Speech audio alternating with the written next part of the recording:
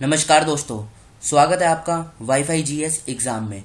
इस डिस्कशन में हम 10 सितंबर 2020 के जो भी इम्पोर्टेंट करंट अफेयर हैं उन सभी को कवर करेंगे। तो चलो स्टार्ट करते हैं। फर्स्ट क्वेश्चन, तमिलनाडु सरकार ने एक नई इलेक्ट्रॉनिक्स और हार्डवेयर विनिर्माण नीति की घोषणा की है। यह किस वर्ष तक राज्य के इलेक्ट्रॉनिक्स उद्योग के उत्पादन को 100 अरब डॉलर तक बढ़ा देगा? तो इस क्वेश्चन का सही आंसर है सी, 2025। अभी रिसेंटली तमिलनाडु गवर्नमेंट ने अनाउंस किया है अपनी नई इलेक्ट्रॉनिक्स और हार्डवेयर मैन्युफैक्चरिंग पॉलिसी को, और ये 2025 तक जो राज्य की इलेक्ट्रॉनिक्स इंडस्ट्री आउटपुट है उसको 100 अरब डॉलर तक बढ़ा देगा। अब ये पॉलिसी है क्या, ये देख लेते हैं एक बार। देखो, ये तो हमने देखा ही कि ये भी 2025 तक तमिलनाडु सरकार की जो स्टेट इलेक्ट्रॉनिक्स इंडस्ट्री आउटपुट है उसको 100 अरब डॉलर तक बढ़ा देगा। अब स्टेट को यानी राज्य को आशा है कि 2025 तक जो भारत का टोटल इलेक्ट्रॉनिक्स एक्सपोर्ट होता है वर्ल्ड में, उसमें ये 25% कंट्रीब्यूट करेगा। और ये पॉलिसी का मकसद क्या है? ये 2024 तक 1 लाख से ज़्यादा लोगों को ये स्किल ट्रेनिंग प्रोवाइड कराएगा और इंक्रीमेंटल ह्यूमन रिसोर्स रिक्वायरमेंट को पूरा करेगा। तो बात हुई है यहाँ पे तमिलनाडु की, तो तमिलनाडु के बारे में कुछ बेसिक इन्फॉर्मेशन देख लेते हैं। ये है तमिलनाडु के बारे में कुछ बेसिक इन्फॉर्मेशन। इसका आप स्क्रीनशॉट ले लीजिएगा और फिर इसके नोट्स बना लीजिएगा, जिससे आपको बार बार ये पढ़ने की ज़रूरत ना हो, एक ही बार में याद हो जाए। बढ़ते हैं आगे। सेकंड क्वेश्चन, किस राज्य में राज्य सरकार द्वारा एक लक्ष्य निर्धारित किया गया है कि 31 अक्टूबर 2020 तक कोरोना वायरस उपचार के लिए 3600 ऑक्सीजन बेड और 564 आईसीयू बेड जोड़े जाएंगे? तो ये फैसला लिया गया है मध्य प्रदेश सरकार के द्वारा कि वहाँ पर 31 अक्टूबर 2020 से पहले कोरोना वायरस को कंटेन करने के लिए 3600 ऑक्सीजन बेड और 564 आईसीयू बेड जोड़े जाएंगे। बात मध्य प्रदेश की हुई है, तो मध्य प्रदेश के बारे में कुछ बेसिक इन्फॉर्मेशन ये देख लीजिए आप। इसका भी आप स्क्रीनशॉट ले लीजिएगा और इसका नोट्स बना लीजिएगा। बढ़ते हैं आगे। किस शहर ने कोविड-19 महामारी के मद्देनज़र sanitization on one call service शुरू की है? तो इसको शुरू किया गया है लखनऊ के द्वारा। लखनऊ का एडमिनिस्ट्रेशन है, उनके द्वारा sanitization on one call service को स्टार्ट किया गया है कोविड-19 पैंडेमिक को रोकने के लिए। इसमें होगा क्या? मानो लखनऊ के किसी एरिया में अगर कोई कोरोना का मरीज आता है तो वहाँ के जो लोग हैं वो sanitization in on one call service के तहत एक नंबर दिया जाएगा लखनऊ के लोगों को। वो इस नंबर पर कॉल करके, जो भी नंबर दिया गया है उस नंबर पर कॉल करके अपने एरिया को सैनिटाइज करा सकेंगे, जिससे कोविड-19 को रोका जा सके। अब बात लखनऊ की हुई है, तो लखनऊ आता है उत्तर प्रदेश के अंदर। अब उत्तर प्रदेश के बारे में कुछ बेसिक इन्फॉर्मेशन देख लेते हैं।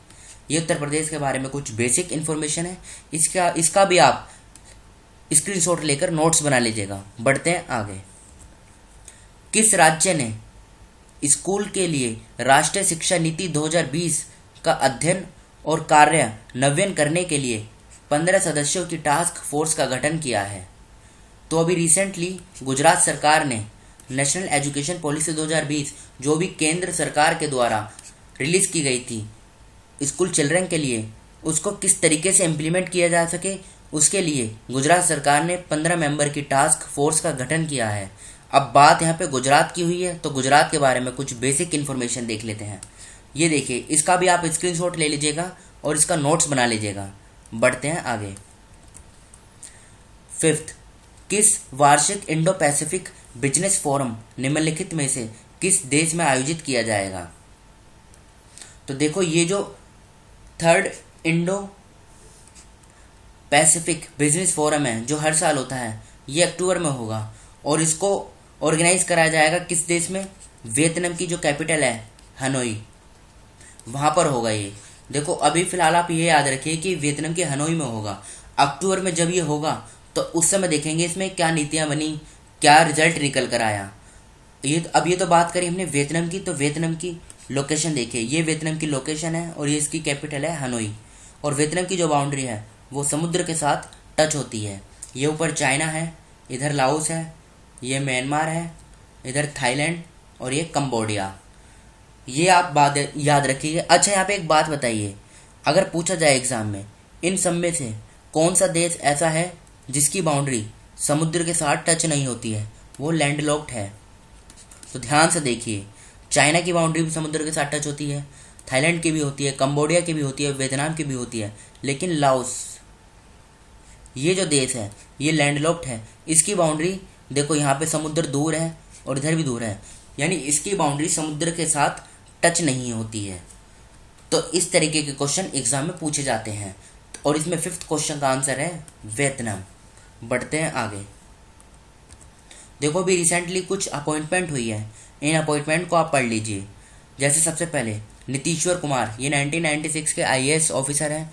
इनको भी रिसेंटली जम्मू कश्मीर के जो लेफ्टिनेंट गवर्नर हैं मनोज सिन्हा, उनका प्रिंसिपल सेक्रेटरी यानी प्रधान सचिव के रूप में नियुक्त किया गया है। और ये किन की जगह लेंगे? ये लेंगे IAS ऑफिसर विपुल पाठक की जगह लेंगे। अनिल जैन, इनको भी recently all India tennis association AITA का न्यू प्रेसिडेंट इलेक्ट किया गया है। थर्ड, डिप्लोमेट आर मसाकुई, इनको जमाइका में भारत का नया उच्च आयुक्त यानी नेक्स्ट हाई कमिश्नर अपॉइंट किया गया है, और ये जमाइका की कैपिटल क्या है? किंगस्टन। वेंकेश गुलाटी को FADA यानी federation of automobile dealers association FADA ने अनाउंस किया है कि वेंकेश गुलाटी को वो 2020 से लेकर 2022 तक के लिए अपना 35th प्रेसिडेंट अपॉइंट कर रहे हैं। तो इस तरीके के क्वेश्चन एग्जाम में पूछे जाते हैं। तो आज के इस डिस्कशन को हम यहीं पे रोकते हैं। Thank you.